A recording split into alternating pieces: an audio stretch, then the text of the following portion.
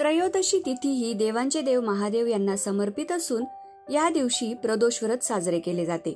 सोमवार असल्याने या व्रताला सोम प्रदोष असे म्हटले जाते। या दिवशी महिला अखंड सौभाग्यासाठी व्रत करतात।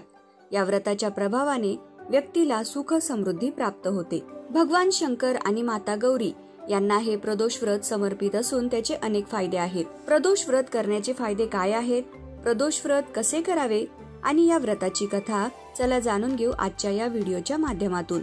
नमस्कार, स्वागत आहे आपलं संपूर्ण धार्मिक या युट्यूब चॅनल मध्ये। प्रदोष व्रत केल्याने कुटुंबात शांती राहते, नातेसंबंध मजबूत होतात, आरोग्य चांगले राहते, आजार कमी होतात। या व्रतामुळे समृद्धी मिळते, जीवनात येणारे अडथळे दूर होतात, घरात सुख शांती प्राप्त होते। तसेच या व्रतामुळे अनेक मनोकामना पूर्ण होतात। प्रत्येक महिन्याच्या शुक्ल आणि कृष्ण पक्षाच्या या त्रयोदशी तिथीला हे व्रत केले जाते। या दिवशी भगवान गणेश, भगवान कार्तिकेय, माता पार्वती, भगवान शंकर आणि नंदी यांची पूजा केली जाते। संपूर्ण दिवस उपवास केला जातो। भगवान शिव हे ग्रह नक्षत्र काळाचे स्वामी आहेत, म्हणून महादेवाला महाकाल असेही म्हणतात। सोम प्रदोष व्रत केल्याने कुंडलीतील चंद्राची स्थिती ही मजबूत होते असे म्हटले जाते। स्त्रिया सौभाग्यासाठी आणि संतती सुखासाठी हे व्रत करतात। प्रदोष व्रत पाळल्याने संतान सुख प्राप्त होते। प्रदोष काळ हा संध्याकाळी सूर्यास्ताच्या 45 मिनिटे आधी सुरू होतो। प्रदोष व्रत कसे करावे? सोम प्रदोष व्रतामध्ये संध्याकाळी प्रदोष काळाची वेळ शुभ मानली जाते। सूर्योदयाच्या 1 तास आधी स्नान करून उपवासाचा संकल्प करावा। संध्याकाळी पुन्हा स्नान करून शुभ मुहूर्तावर पूजा सुरू करावी। शिवलिंगाला गाईचे दूध, दही, तूप, मध आणि गंगेच्या पाण्याने अभिषेक करावा। त्यानंतर शिवलिंगावर पांढरे चंदन लावून बेलपत्र, मंदार तसेच इतर पांढरी फुले व्हावी। शिवलिंगावर चांदी, तांबे यांच्या भांड्यातून शुद्ध मध प्रवाहाच्या रूपाने अर्पण करावे। भगवान शिवाचा पंचाक्षरी मंत्र किंवा षडाक्षरी मंत्र किंवा महामृत्युंजय मंत्र म्हणावा। तसेच जर इतर साहित्य नसेल तर फक्त जल अभिषेक केला तरीही चालतो। अबीर, गुलाल, चंदन, फुले, धोतरा, त्याचप्रमाणे दिवा, अगरबत्ती हे सर्व पूजेमध्ये असावे।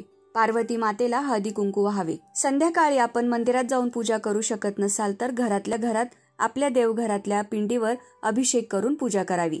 भगवान शिवाला संध्याकाळी नैवेद्य दाखवावा, आरती करावी आणि हा प्रसाद सर्वांना वाटावा। सोम प्रदोष व्रताची पौराणिक कथा। पौराणिक कथेनुसार प्राचीन काळी एका ठिकाणी एक ब्राह्मण स्त्री राहत होती। तिला पती नव्हता, तिच्याकडे काहीच शिल्लक नव्हते, म्हणून ती आपल्या मुलाला सोबत घेत सकाळपासूनच भिक्षा मागायला निघत असे। अशा प्रकारे ती स्वतःचे आणि मुलाचे पोट भरत होती। एके दिवशी घरी परत येत असताना त्या ब्राह्मण स्त्रीला एक मुलगा जखमी अवस्थेत दिसला। ती स्त्री त्या मुलाला आपल्या घरी घेऊन आली। तो मुलगा विदर्भाचा राजपुत्र होता। शत्रूच्या सैनिकांनी त्याच्या राज्यावर हल्ला करून त्याच्या वडिलांना मारून त्या राज्यावर ताबा मिळवला होता। ब्राह्मण स्त्री त्या मुलाला घेऊन घरी आली। तो त्यांच्या घरी राहू लागला। कालांतराने तो राजपुत्र आणि त्या ब्राह्मण स्त्रीचा पुत्र हे दोघेही मोठे झाले। त्यानंतर एके दिवशी अंशुमती नावाची गंधर्व मुलगी या राजकुमाराच्या प्रेमात पडली। दुसऱ्या दिवशी ती मुलगी त्या राजकुमाराला तिच्या पालकांना भेटायला घेऊन आली। काही दिवसांनी महादेवांनी अंशुमतीच्या आईवडिलांना स्वप्नात दर्शन देत राजकुमार आणि अंशुमतीचा विवाह लावण्याची आज्ञा केली। त्यांनी तसे केलेही आणि राजकुमार आणि अंशुमतीचा विवाह पार पडला। ते आनंदात राहू लागले। तर दुसरीकडे ही विधवा ब्राह्मण स्त्री नेहमीप्रमाणे प्रदोष व्रत करत राहिली। या व्रताचा प्रभाव असा झाला की त्या राजकुमाराला गंधर्व राजाच्या सैन्याची मदत मिळाली आणि त्याने विदर्भ राज्याकडून शत्रूंना हुसकावून लावले आणि वडिलांचे गमावलेले राज्य परत मिळवले। त्यानंतर त्या राजपुत्राने त्या ब्राह्मणीच्या मुलाला राज्याचा प्रधान बनवले। प्रदोष व्रतामुळे राजपुत्र आणि ब्राह्मणपुत्र यांचे दिवस सुधारले, अशी महादेवांनी त्यांच्यावर कृपा केली। अशी ही प्रदोष व्रताची पौराणिक कथा। मित्रांनो, व्हिडिओ आवडला असेल तर व्हिडिओला लाईक करा, शेअर करा आणि संपूर्ण धार्मिक या युट्यूब चॅनलला सबस्क्राईब करा। धन्यवाद।